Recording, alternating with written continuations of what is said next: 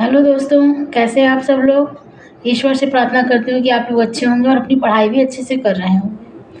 Friends, इस video में आज हम बात करेंगे कि ये खासकर उन लेडीज़ों के लिए है जो 30 प्लस हो चुकी हैं और उनको लगता है कि मैं कुछ कर नहीं पाऊँगी, बच्चे भी छोटे हैं। तो इस वीडियो में उन्हीं के बारे में बात करूँगी और टाइम टेबल बताऊँगी कि किस तरह से वो अपना मैनेज कर पाएँ। जिनके बच्चे छोटे भी हैं, घर का काम भी है और मैंने इसमें एक टाइम टेबल बनाया है कि उसके अकॉर्डिंग मतलब इनको थोड़ा-सा राहत भी मिल जाए। मतलब सिलेबस इतना लंबा है कि ऐसी लेडीज़ें पर डे का वो शेड्यूल नहीं फ़ॉलो कर सकती, जैसे एक-एक करके क्लास दिया जा रहा है, उस तरह से नहीं कर सकती। जब मैं डीएड कर रही थी, तब मेरी बेटी भी छोटी थी, तो मुझे भी समस्या आए थे, तो मैंने कुछ ट्रिक बनाए थे और उसी के अकॉर्डिंग मैंने तैयारी की थी।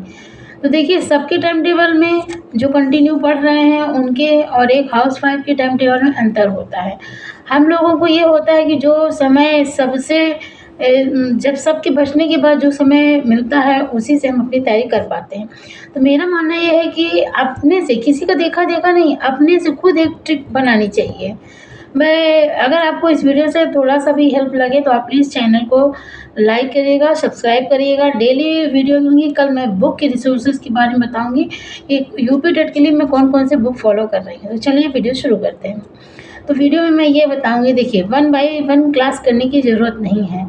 देखिए, जब आपके बच्चे सो जाते हैं, जैसे छोटा बेबी है, बच्चा सो गया या आप उसको फ़ीड करा रही हैं, तो जब आप फ़ीड करा रही हैं तो आप कोई भी क्लास लगा के कान में लीड लगा सकती हैं।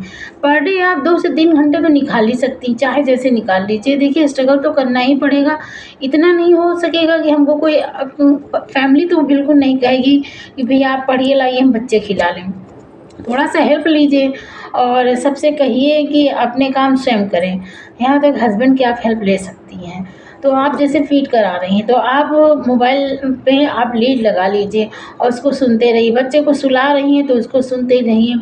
देखिए, पहली बात तो आप मैराथन, जैसे हिंदी के लिए आप गुरुजी वर्ल्ड का चैनल देख लीजिए। उन्होंने मैराथन्स करवा के रखे, मैंने भी उनसे ही नोट्स बनाए थे।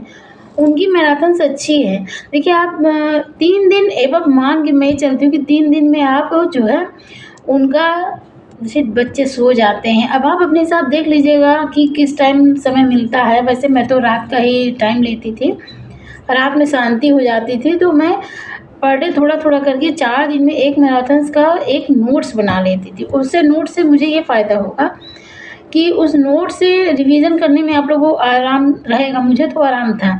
तो हिंदी और सीडीपी और ईवीएस की मैराथन्स देख लीजिए। ईवीएस का थोड़ा-सा ब्रॉड है सब सिलेबस उसका, तो मैराथन्स आप देख लेंगी ना, तो आप उसका एक नोट्स तैयार कर लेंगी। जब नोट्स आप तैयार कर लेंगी, तो उसके बाद में आपको रिवीज़न करना रहेगा। बार-बार आपको पर डे सिलेबस वो क्लासेस नहीं देखने पड़ेंगे, दिन भर में 5-5 क्लासेस जो होती हैं। मैथ अगर आपकी अच्छी है तो बहुत अच्छी बात है, मैथ अगर नहीं अच्छी है तो उसको 1 घंटा समय आपको देना पड़ेगा। थोड़ा-सा टाइम आपको निकालना पड़ेगा। अब जैसे कुछ काम को आप छोड़ दीजिए, जो बहुत ज़रूरी काम हो सिर्फ़ वही काम करिए, जिससे घर में लड़ाई झगड़ा ना हो। कुछ पति का हेल्प लीजिए, कुछ बच्चों को थोड़ा खिलाने में एडजस्ट कर लीजिए। देखिए, एक से एक लेडीज़ें आप जो स्टॉक पे जाएँगी तो कितनी स्ट्रगल स्टोरियाँ हैं। तो थोड़ा समय मैनेज करना पड़ेगा। तो मैं तो आपको ये नहीं कहूँगी आप लोगों को कि आप लोग क्लासेस सब करिए, मैराथन्स देखिए, उसमें से नोट्स बनाइए और नोट्स को फिर जब आपके नोट्स 2-3 हफ्ते में हो जाए, तो आप कंटिन्यू रिवीज़न करिए, सिर्फ़ रिवीज़न करिए और प्रैक्टिस सेट पर डे लगाइए। जब आप रिवीज़न करेंगे तो वो मॉर्निंग का समय या रात का समय, आप समय देखिए, जैसे एक दिन आपने हिस्ट्री पढ़ा, एक दिन ज्योग्राफ़ी पढ़ा, अगर आपकी एसएसटी है तो, और नहीं तो फिर सीडीपी पढ़िए, हिंदी पढ़िए, ईवीएस पढ़िए, एक-एक दिन करके रिवीज़न करिए। सैटरडे संडे को सिर्फ़ आप लगाइए प्रैक्टिस सेट। जब आप प्रैक्टिस सेट लगाएँगे तो उसमें क्वेश्चन छँट जाएँगे।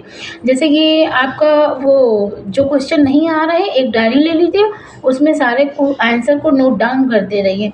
देखिए, आप लोगों को यही हो सकता है कि मल्टीपल रिवीजन से, और जब आप क्वेश्चन सेट लगाएंगी तो जो क्वेश्चन नहीं है उसको नोट डाउन करते जाइए। तो आपका जो क्वेश्चन जो नहीं आता वो जब आप नोट डाउन करेंगी तो वो आपका एक बन जाएगा, जो पेपर टाइम वो आता है, रिवीजन के लिए, शॉर्ट रिवीजन के लिए वो शॉर्ट्स नोट्स बन जाएंगे। वही आपको एग्ज़ाम टाइम मल्टीपल रिवीजन करने के वो काम आएंगे। अगर आप पर डे एक एक क्लास देखेंगे तो आपका सिलेबस भी नहीं कंप्लीट होगा, बच्चे भी घर में हैं और आप जो है दिमागी रूप से भी पागल हो जाएंगी। घर का काम करूं कि बच्चों को देखूं कि फॉर्म भरूं कि पढ़ाई करूं, तो इस तरह से मैनेज करना पड़ेगा। मैथ अगर नहीं आती है तो मैथ के लिए आपको समय देना पड़ेगा, क्योंकि मैथ के लिए क्या ही किया जा सकता है। मैं भी अपना समय, मैं जब डीएड करी थी मेरे पास तो कुछ भी नहीं था, बच्ची भी छोटी थी, मोबाइल से मैं देख देख अपना पढ़ी और रात में मैं सिर्फ 3 घंटे ही सोती थी। मेरा डीएड निकला, सीटेट 2 बार निकला और अब यूपी टेट दूँगी। तो देखिए अपने हिसाब से आप लोगों को बनाना पड़ेगा, लेकिन मैं थोड़ा सा हेल्प आप लोग को कर देती हूँ। और मेरा चैनल अभी नया है तो प्लीज़ लाइक करिएगा, सब्सक्राइब करिएगा। कल मैं बुक के बारे में बताऊंगी, जैसे कोई चीज़ नहीं समझ में आती तो आप बुक लेना चाहे तो ले सकती हैं, वरना फ्री यूट्यूब पे है। गुरुजी वर्ड का हिंदी आप पढ़ लीजिए, सचिन सर का आप ईवीएस देख सकती हैं, गुरुजी वर्ड का भी ईवीएस देख सकती हैं। 2 हैं, 2 में देख लीजिए। उसमें भी नहीं समझ में आता तो टारगेट विद अंकित हैं। जिन लोगों का एसएसटी है उसमें हिस्ट्री, ज्योग्राफी, पॉलिटी करके एक मैराथन दी गई है, जिसे आप पूरा अच्छे से देख के कवर कर सकती हैं। मेरे हिसाब से तो जो जिनके बच्चे छोटे हैं वो किसी भी तरह से अपना वो मैराथन दे के नोट्स बना लें, उसी से पढ़ें, वही उनके लिए अच्छा होगा। और बाकी आप लोग जैसा चाहें, मेरे हिसाब से तो यही ठीक है। और फिर सैटरडे संडे को मल्टीपल रिवीजन करके आप टेस्ट दीजिए, तो इससे आपका इम्प्रूव होगा।